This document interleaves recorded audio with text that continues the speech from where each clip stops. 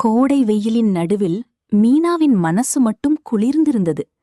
2 குழந்தைகளோடு வேலைகள் முடிவே இல்லாத ஒரு வீட்டு மனைவியாக அவள் தினமும் ஓடிக்கொண்டே இருந்தாள். அந்த வேகத்தில் அவளுக்கே அவள் மறந்து போன மாதிரி. இந்த விடுமுறைக்கு அம்மா வீட்டுக்கு போகலாம் என்ற கணவரின் ஒரு சொல் அவளுக்கு ஒரு பெரிய பரிசு போல இருந்தது. அம்மா வீட்டு வாசல் தாண்டியவுடன் அவள் முகத்தில் வந்த சிரிப்பு வேற மாதிரி. காலையில் அவசரமில்லாமல் எழுந்து அம்மா கையால் செய்த காஃபி குடித்தது.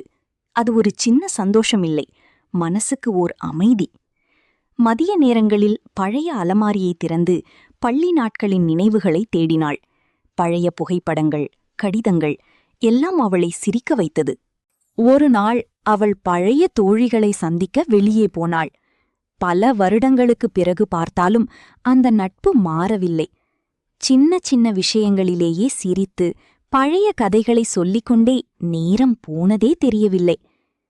மாலை நேரங்களில் வீட்டின் முன்மாட்டில் அமர்ந்து காற்றை அனுபவித்தாள். குழந்தைகள் விளையாட அம்மா அருகில் பேசிக்கொண்டே இருந்தாள்.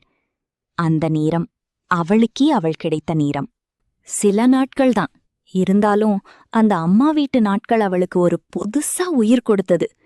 திரும்பிச் செல்லும்போது மனசு நிறைந்திருந்தது. ஒரு பெண்ணுக்கு அவள் அம்மா வீடு ஓர் இடம் இல்லை, ஓர் உணர்வு. ஸ்டோரி பிடிச்சா ஒரு like and subscribe my channel friends.